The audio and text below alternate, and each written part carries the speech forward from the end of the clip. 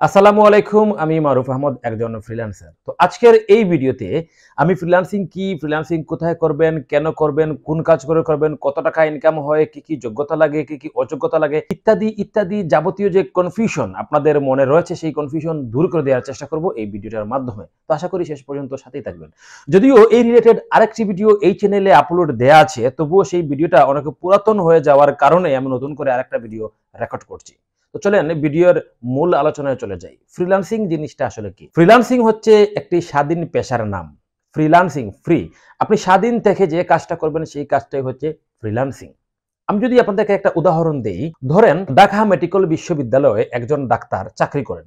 উনি যেই টাইমে এখানে চাকরি করেন, মেডিকেলের ডিউটি করেন, ওনার দায়িত্ব পালন করেন, সেই টাইমে কিন্তু উনি একজন জব হোল্ডার। এবং উনি যখন উনার মেডিকেলে সরকারি দায়িত্ব পালন করার শেষে যখন উনি ওনার প্রাইভেট চেম্বারে গিয়ে রোগী দেখেন, তখন তিনি একজন ফ্রিল্যান্সার। কেন? কারণ ওই সময় উনি একজন রোগীর কাছ থেকে কত টাকা ভিজিট নেবেন, কতক্ষণ রোগী দেখবেন, এই সমস্ত বিষয়গুলো উনি নিজেই ঠিক করে থাকেন। ঠিক এইভাবে একজন অ্যাডভোকেট যখন আদালতে যান, তখন তিনি কার মামলা লড়বেন, কার মামলা লড়বেন না, কত টাকা ফি নেবেন, কত টাকা ফি নেবেন না, এই সমস্ত বিষয়গুলো উনি নিজেই ঠিক করে থাকেন। তাই এই ক্ষেত্রে একজন অ্যাডভোকেটকেও আপনি ফ্রিল্যান্সার বলতে পারেন। ফ্রিল্যান্সিং কোনো কাজের নাম নয়, ফ্রিল্যান্সিং হচ্ছে একটি কাজের পদ্ধতির নাম। আপনি ফ্রিল্যান্সিং এ অনেক ক্যাটাগরির কাজ করতে পারেন। এই কাজগুলা যে পদ্ধতিতে আপনি করবেন, সেই পদ্ধতিটাই হচ্ছে ফ্রিল্যান্সিং। মানে যে কাজটা আপনি ঘরে বসে আপনার নির্দিষ্ট সময়ে নির্দিষ্ট জায়গায় আপনি ইচ্ছামতো করতে পারবেন, সেই কাজটাই হচ্ছে গিয়ে মূলত ফ্রিল্যান্সিং। এখন আসেন ফ্রিল্যান্সিং আপনি কোথায় করবেন। তো ফ্রিল্যান্সিং আমি আগেই বলেছি যে একটা কাজের পদ্ধতির নাম। আপনি ধরেন ওয়েব ডেভেলপমেন্ট পারেন, গ্রাফিক ডিজাইন পারেন, ডিজিটাল মার্কেটিং পারেন, বা অন্যান্য কোনো ক্যাটাগরির কাজ পারেন। এখন এই কাজগুলো আপনি কোথায় করবেন, কোথায় থেকে আপনি কাজগুলো সংগ্রহ করবেন, কাজগুলো কোথায় পাবেন? তো এই সমস্ত কাজ শেখার পর আপনি কাজগুলো পেতে পারেন প্রধানত দুটি মাধ্যমে। একটা হচ্ছে মার্কেট প্লেস, আর একটা হচ্ছে out of market place. Out of market place কি সেটাকে বলে নেই, আর মার্কেট প্লেস কি একটু পরেই বলছি। আউট অফ মার্কেট প্লেস হচ্ছে যে সোশ্যাল মিডিয়া ব্যবহার করে আমরা প্রতিদিন আমাদের অনেকে মূল্যবান সময় নষ্ট করে থাকি।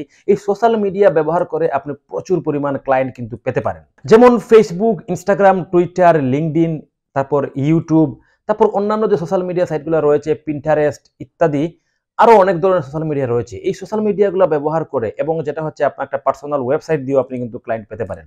এই সোশ্যাল মিডিয়া ব্যবহার করে আপনি যে পদ্ধতিতে কাজ পাবেন, আমি সেটাকে বোঝাচ্ছি আউট অফ মার্কেট প্লেস।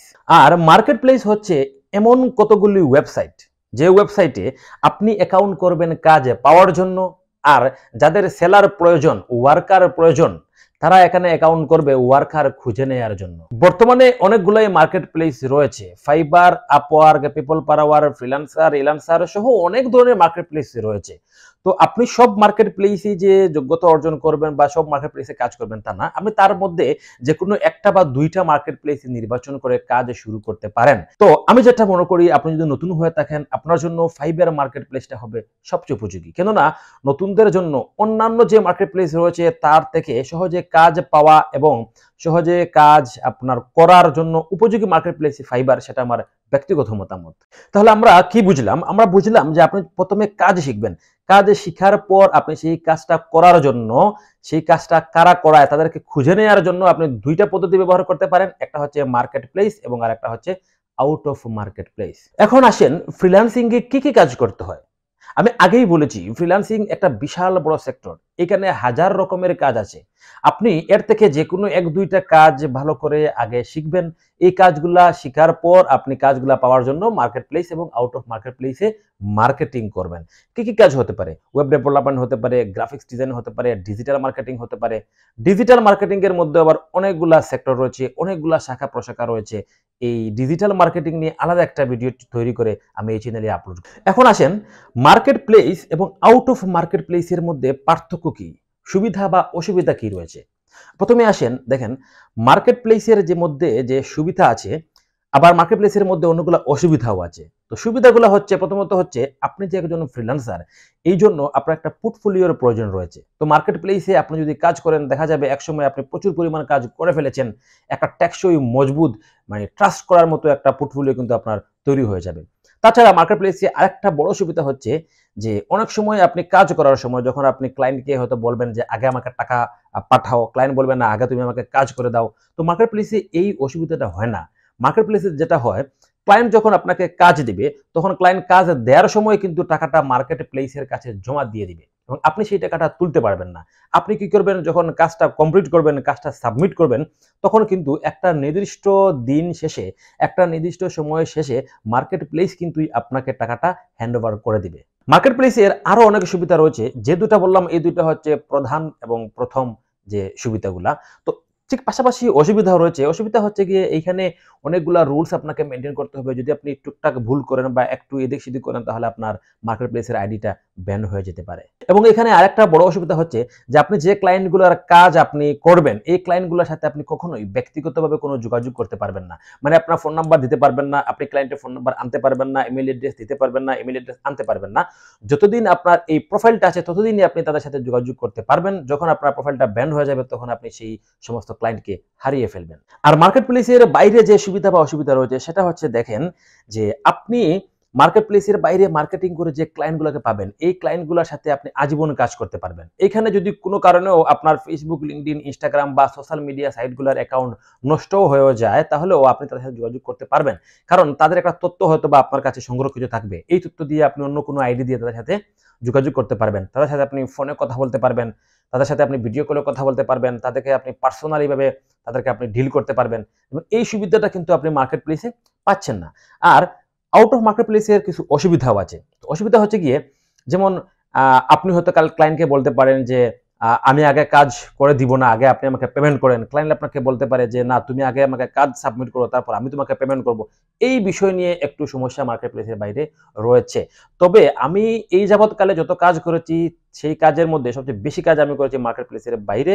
এখন পর্যন্ত আমার এই ধরনের কোনো সমস্যা হয়নি। আমি সবসময় আগে পেমেন্ট নেই এবং পরে কাজ করে দেই। তবে সেই ক্ষেত্রেও আপনার একটা পোর্টফোলিও প্রয়োজন রয়েছে। আপনার একটা পোর্টফোলিও ওয়েবসাইট যদি থাকে, তাহলে আপনি মার্কেট প্লেসের বাইরে থেকে বেশ ভালো পরিমাণ কাজ সংগ্রহ করতে পারবেন। ফ্রিল্যান্সিং এ বর্তমানে যত ক্যাটাগরির কাজ রয়েছে, যত ধরনের কাজ রয়েছে, সেই কাজের মাত্র 20% কাজ পাওয়া যায় মার্কেট প্লেসের মধ্যে। আর বাকি 80% কাজ রয়েছে মার্কেট প্লেসের বাইরে। কোথায়? ইনস্টাগ্রাম, ফেসবুক, লিঙ্কডইন, ইউটিউব এবং পার্সোনাল ওয়েবসাইট। এখন আসেন বহুল প্রত্যাশিত যে প্রশ্ন, টাকা কিভাবে আপনি পাবেন, টাকা কিভাবে আপনার হাতে আসবে। আপনি যদি মার্কেট প্লেসের মধ্যে কাজ করেন, তাহলে টাকাটা আপনার মার্কেট প্লেসেই আসবে। ধরেন আপনি ফাইবারে কাজ করেছেন, টাকাটা ফাইবারেই জমা হবে এবং ফাইবার থেকে আপনি টাকাটা ব্যাংকে ট্রান্সফার করে নিতে পারবেন। আপনার যে পার্সোনাল ব্যাংক অ্যাকাউন্ট রয়েছে, সেই পার্সোনাল ব্যাংক অ্যাকাউন্টে আপনি ট্রান্সফার করে নিতে পারবেন। আপনি ইচ্ছা করলে পেপ্যালেও ট্রান্সফার করে নিতে পারেন। আর মার্কেট প্লেসের বাইরে আপনি যে কাজগুলো করবেন, সেই কাজের পেমেন্ট নেওয়ার জন্য আপনার অনেকগুলো অপশন রয়েছে। যেমন আপনি আপনার ক্লায়েন্টকে আপনার ব্যাংক অ্যাকাউন্ট দিতে পারেন। ক্লায়েন্ট যদি ব্যাংক অ্যাকাউন্টে টাকা না দেয়, তাহলে আপনি পেপ্যাল অ্যাকাউন্ট দিতে পারেন।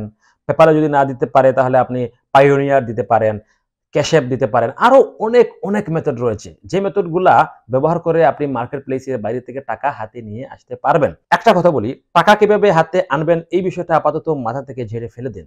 আপনি যদি প্রপারলি কাজ শিখতে পারেন এবং কাজ করতে পারেন, তাহলে অবশ্যই টাকা আনার আরো অনেকগুলা মেথড সম্পর্কে আপনি জেনে যাবেন এবং আপনি অবশ্যই টাকা আপনার হাত পর্যন্ত পৌঁছাতে পারবেন। ফ্রিল্যান্সিং করে কত টাকা ইনকাম করা যায়? দেখেন, ফ্রিল্যান্সিং করে কত টাকা ইনকাম করা যায় এই বিষয়ে সঠিকভাবে কোনো কিছুই বলা যাবে না। আর ফ্রিল্যান্সিং করে আপনি যে ইনকাম করেই ফেলবেন এই বিষয়ে সঠিক কিছু বলা যাবে না। ফ্রিল্যান্সিং করে কেউ রয়েছে মাসে লক্ষ টাকা ইনকাম করে, 10 লক্ষ 15 লক্ষ টাকা কিন্তু ফ্রিল্যান্সিং করে অনেকে ইনকাম করে। কেউ রয়েছে 10-20 হাজার টাকা ইনকাম করে, কেউ 50,000 1 লাখ টাকা ইনকাম করে, কেউ মাসে 1-2 হাজার ইনকাম করে এবং কেউ মাসে 1 টাকাও ইনকাম করতে পারে না। ফ্রিল্যান্সিং করে আপনি কত টাকা ইনকাম করবেন এই সমস্ত কিছু নির্ভর করে আপনার উপর। আপনি যদি প্রপারলি কাজ শিখতে পারেন, আপনি যদি পরিশ্রম করতে পারেন, ফ্রিল্যান্সিং এ সময় দিতে পারেন, তাহলে অবশ্যই আপনি বেশি টাকা ইনকাম করতে পারবেন। মোট কথা হচ্ছে, আপনার পরিশ্রমের উপর এবং আপনার স্কিলের উপর নির্ভর করে আপনি মাস শেষে ফ্রিল্যান্সিং করে কত টাকা ইনকাম করবেন। ফ্রিল্যান্সিং এর ভবিষ্যৎ কি? দেখেন, আপনি যে কাজটা শিখবেন, আপনার জেনে নেওয়া উচিত এই কাজ ভবিষ্যতে থাকবে কি থাকবে না। আপনি একটা কাজ শিখলেন, শিখার পর কয়েকদিন পর দেখলেন বা কয়েক বছর পর দেখলেন যে আসলে এই কাজটা এখন ভেনিশ হয়ে গিয়েছে, তো এই কাজটা শিখে আপনার লাভ নেই। এবং আমাকে অনেকে প্রশ্ন করে, ভাই, যে পরিমাণ বাংলাদেশে মানুষ ফ্রিল্যান্সিং শিখছে, একসময় তো কাজ শেষ হয়ে যেতে পারে না। আসলে বাংলাদেশের প্রত্যেকটা ঘরে ঘরে সবাই যদি ফ্রিল্যান্সার হয়ে যায়, তবুও এই কাজ কখনো শেষ হবে না। কেন শেষ হবে না আমি আপনাকে বলি। দিন দিন তথ্য প্রযুক্তির চাহিদা বাড়ছে না কমছে? দিন দিন মানুষের ব্যবসা বাণিজ্য ওয়েবসাইট ভিত্তিক হচ্ছে না কমছে? দিন দিন মানুষের যে মার্কেটিং সিস্টেম রয়েছে, এইটা কি আপনার অনলাইন ভিত্তিক হচ্ছে না অফলাইন ভিত্তিক হচ্ছে। আপনি অবশ্যই আমার সাথে একমত হবেন যে এই সবগুলা কিন্তু অনলাইন ভিত্তিক হচ্ছে। যদি সেগুলো অনলাইন ভিত্তিক হয়ে থাকে তাহলে কখনো ফ্রিল্যান্সিং এর চাহিদা কমবে না। ব্যক্তিগতভাবে হতে পারে যে আপনার কাজও কমে যাবে। হয়তোবা আপনি পুরোপুরি স্কিল ডেভেলপ করতে পারেননি। এখন বাংলাদেশে যে আপনারা দেখছেন যে প্রত্যেকেই ফ্রিল্যান্সিং শিখছে। লক্ষ, লক্ষ মানুষ বাংলাদেশে প্রতিদিন প্রতি বৎসর ফ্রিল্যান্সিং কোর্স করে সম্পূর্ণ করছে। কিন্তু তারা সবাই কিন্তু কাজ পাচ্ছে না এবং তারা সবাই কিন্তু ফ্রিল্যান্সিং এ টিকে থাকছে না। যদি ভুল না হয় তাহলে বর্তমানে মনে হয় বাংলাদেশে মাত্র ৬ লক্ষ মানুষই ফ্রিল্যান্সিং এর সাথে জড়িত রয়েছে। এই যে আরো লক্ষ, লক্ষ মানুষই ফ্রিল্যান্সিং এ অ্যাডমিশন নিয়ে থাকে, এই মানুষগুলো কোথায় যায়? এই মানুষগুলো একসময় ব্যর্থ হয়ে, অধৈর্য হয়ে তারা ফ্রিল্যান্সিং থেকে ঝরে পড়ে ফ্রিল্যান্সিং তারা ছেড়ে দেয় এবং যারা এখানে টিকে থাকে, যারা টিকে রয়েছে শুধুমাত্র তারাই ফ্রিল্যান্সিং এ সফলতা অর্জন করে। তাই আমি বলবো ফ্রিল্যান্সিং এর ভবিষ্যৎ সুদূর প্রসারী। ফ্রিল্যান্সিং এর ভবিষ্যৎ খুবই ভালো। আপনি যদি স্কিল অর্জন করতে পারেন তাহলে ফ্রিল্যান্সিংটা আপনার জন্য আপনি আজীবন এই ফ্রিল্যান্সিং কে পেশা হিসেবে বেছে নিয়ে আপনি কাজ করে যেতে পারবেন। ফ্রিল্যান্সিং এর যোগ্যতা এবং অযোগ্যতা। ফ্রিল্যান্সিং করতে আপনার কি কি যোগ্যতা প্রয়োজন? প্রথম ফ্রিল্যান্সিং করার যে প্রথম যে যোগ্যতা সেটা হচ্ছে কমিউনিকেশন করার মতো ইংরেজি আপনাকে জানতে হবে। অনেকেই প্রশ্ন করেন ভাই কতটুকু ইংরেজি জানতে হবে? আমি তো ইংরেজি খুব পারি না। দেখেন এইখানে আপনাকে যে খুব আহামরি ইংরেজি জানতে হবে তা না। আমি বরাবরই বলে থাকি একজন ইন্টারমিডিয়েট লেভেলের স্টুডেন্ট যে পরিমাণ ইংরেজি জানে আপনি যদি সেই পরিমাণ ইংরেজি জেনে থাকেন তাহলে আপনি ফ্রিল্যান্সিং করতে পারবেন। একজন ভাইয়ার যখন আপনাকে কাজ দিবে সে আপনাকে কখনোই জিজ্ঞেস করবে না আপনার দেশের পলিটিক্যাল অবস্থা কি, আপনার দেশের অর্থনৈতিক অবস্থা কি বা ইত্যাদি গল্পগুজব আপনার সাথে করবে না।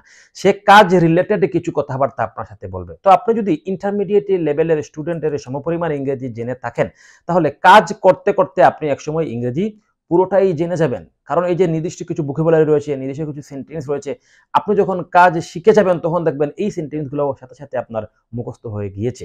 তো আমি আবারও বলি ফ্রিল্যান্সিং করতে হলে আপনাকে অবশ্যই ইংরেজি জানতে হবে, তবে খুব আহামরি ইংরেজি জানার প্রয়োজন নেই। শুধুমাত্র কমিউনিকেশন করার মতো, মনের ভাব প্রকাশ করার মতো এবং ক্লায়েন্ট কি লিখেছে এটা পড়ে আপনি যদি বুঝতে পারেন তাহলে আপনি ফ্রিল্যান্সিং করতে পারবেন। আর আপনি যদি মনে করেন যে এই পরিমাণ ইংরেজিও আপনি জানেন না তাহলে ফ্রিল্যান্সিংটা আপনার জন্য না। আগে আপনি কোথাও থেকে ইংরেজি কোর্স করুন অথবা ফ্রিল্যান্সিং কোর্স করার পাশাপাশি ইংরেজি স্পোকেন কোর্স বা অন্যান্য ইংলিশ স্কিল ডেভেলপের জন্য কোনো কোর্স আপনি করতে পারেন। তারপর হচ্ছে আপনাকে বেসিক কম্পিউটার জানতে হবে। আপনি যদি একেবারে বেসিক কম্পিউটার না জানেন আর ফ্রিল্যান্সিং কোর্সে অ্যাডমিশন নেন তাহলে আপনি কিছুই বুঝবেন না। এখন বেসিক কম্পিউটার আপনাকে কতটুকু জানতে হবে? আহামরি যে জানতে হবে তা না। এই ধরুন কিভাবে কম্পিউটার অন করতে হয়, কম্পিউটার কিভাবে অফ করতে হয়, কিভাবে ইন্টারনেটে কোনো কিছু ব্রাউজ করতে হয়, কিভাবে কোনো কিছু গুগলে খুঁজতে হয়, তারপর কিভাবে ফাইল আপলোড দিতে হয়, ফাইল ডাউনলোড দিতে হয়, কিভাবে আপনার একটা সোশ্যাল মিডিয়ায় অ্যাকাউন্ট করতে হয়। এই যে টুকটাক বিষয়গুলো রয়েছে এই বিষয়গুলো যদি আপনি জানেন তবে আপনি ফ্রিল্যান্সিং করতে পারবেন। তারপর ধরেন আপনার বাসায় একটা ল্যাপটপ অথবা একটা ডেস্কটপ আপনার থাকতে হবে। আপনি যদি চিন্তা করেন যে মোবাইল দিয়ে ফ্রিল্যান্সিং করতে পারবেন তা আমি বলবো আপনার সিদ্ধান্তটা ভুল। আপনি কখনো মোবাইল দিয়ে ফ্রিল্যান্সিং করতে পারবেন না। এই ভিডিওটা রেকর্ড করার পর আমি আরেকটা ভিডিও রেকর্ড করব আজকেই যে মোবাইল দিয়ে আপনি কেন ফ্রিল্যান্সিং করতে পারবেন না। তাহলে বিষয়টা দাঁড়ালো ফ্রিল্যান্সিং করার যে যোগ্যতা তার মধ্যে আপনাকে ইংরেজি জানতে হবে, আপনার বাসায় একটা কম্পিউটার থাকতে হবে এবং আপনার বাসায় ইন্টারনেট সংযোগ থাকতে হবে এবং সর্বোপরি আপনার ধৈর্য থাকতে হবে, শিকার মন মানসিকতা থাকতে হবে। তবেই আপনি একজন ফ্রিল্যান্সার হিসেবে নিজেকে প্রতিষ্ঠিত করতে পারবেন। এখন আসেন সর্বশেষ যেটা আলোচনা করি কাদের জন্য ফ্রিল্যান্সিং সেক্টরটা না। এমন কিছু মানুষ রয়েছেন যারা আমাকে ফোন করেন যে ভাইয়া আমার তো পারিবারিক অবস্থা খুবই খারাপ বা আমি একটা জব ছিল, আমার জবটা ইদানিং আমি ছেড়ে দিয়েছি বা জবটা আমার চলে গিয়েছে, এখন আমার টাকার প্রয়োজন, আমাকে ঘর সামলাতে হবে। তো এই ধরনের মানুষের জন্য ফ্রিল্যান্সিং আসলে না। আপনারা আমার কথা মাইন্ড করবেন না যদি এইরকম কেউ ভিডিও দেখে থাকেন। আমি সত্যটাই বলার চেষ্টা করছি যে কেন আপনার জন্য না, কারণ ফ্রিল্যান্সিং এ এসেই আপনি যে ইনকাম করে ফেলবেন এমন কোনো গ্যারান্টি কিন্তু নেই। যদিও আমরা প্রায় সময় দেখে থাকি বিভিন্ন কোচিং সেন্টার, বিভিন্ন মেন্টর বলেন যে আমার স্টুডেন্ট প্রথম মাসে এত টাকা ইনকাম করে বা প্রথম মাসে ইনকাম করার জন্য এই কোর্সে এডমিশন নিয়ে নেন। আসলে ভাইয়া আপনি কোনো অবস্থায় প্রথম মাসে ইনকাম করতে পারবেন না। আর যদি এমন কোনো মেন্টর আপনি দেখে থাকেন যে আপনি প্রথম মাসে স্টুডেন্টদেরকে ইনকাম করাতে পারবেন তাহলে আপনি আমার সাথে যোগাযোগ করেন, আপনার সাথে আমি একটা চ্যালেঞ্জে যেতে চাই। তো যারা এই অবস্থায় রয়েছেন যে এই মুহূর্তে আপনার ঘর পরিচালনা করতে হবে, ঘরকে সাপোর্ট দিতে হবে, আপনারা এক কাজ করবেন অন্য কোনো চাকরির পাশাপাশি ফ্রিল্যান্সিংটা শিখবেন।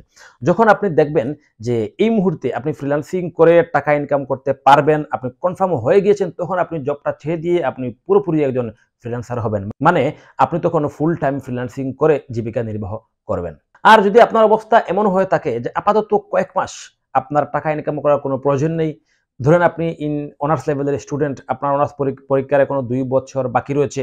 হ্যাঁ, এই ২ বছর আপনি ফ্রিল্যান্সিং এ সময় দিতে পারেন। দেখবেন যখন আপনি অনার্স শেষ করেছেন, তখন আপনার বন্ধু-বান্ধব যখন চাকরির জন্য অফিসে দৌড়াদৌড়ি করছে, ঠিক এই মুহূর্তে হয়তোবা আপনার চাকরির জন্য অফিসে দৌড়াদৌড়ি নাও করা লাগতে পারে। আপনার হয়তোবা মাসে ১-১.৫ লক্ষ টাকা ইনকাম তখন থাকতে পারে। তো মোট কথা হচ্ছে, আপনার যদি এই মুহূর্তে ইনকাম করার প্রয়োজন হয়ে থাকে, তাহলে ফ্রিল্যান্সিংটা আপনার জন্য না।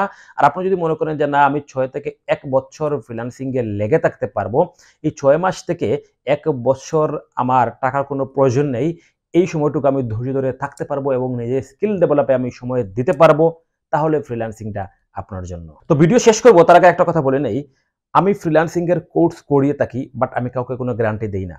তো আপনি যদি চান ফ্রিল্যান্সিং কোর্স করতে আমার কাছে, তাহলে আপনি এই যে ভিডিওর ডেসক্রিপশনে আমার ফোন নাম্বার, সোশ্যাল মিডিয়া যে সাইটগুলো রয়েছে সবগুলো আপনি এখানে পেয়ে যাবেন। সেখান থেকে আমার সাথে যোগাযোগ করতে পারেন। আর আপনি যদি চান যে না, আপনি কোর্স করবেন না, ইউটিউব ভিডিও দেখে ফ্রিল্যান্সিং করবেন, তাহলে এই রিলেটেড একটা ভিডিও আমার চ্যানেলে আছে। আপনি এটা দেখে নিবেন কিভাবে আপনি শুধুমাত্র ইউটিউব ভিডিও দেখে ফ্রিল্যান্সিং করতে পারবেন। আর যেটা হচ্ছে, আপনি যদি আমার সাথে কথা বলতে চান, মানে কোনো সাপোর্টের প্রয়োজন মনে করেন ফ্রিতে, তাহলে এই ভিডিওর ডেসক্রিপশনে একটা ফেসবুক পেজের গ্রুপ পেয়ে যাবেন। আপনি ওই গ্রুপে যাবেন। গ্রুপে গিয়ে আপনার যে প্রবলেমটা রয়েছে সেই প্রবলেম লিখে একটা পোস্ট করবেন।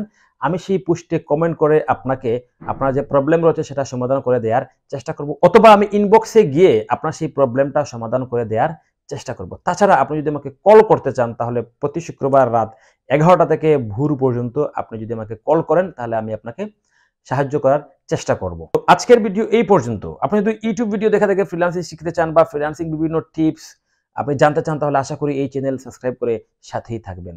আসসালামু আলাইকুম।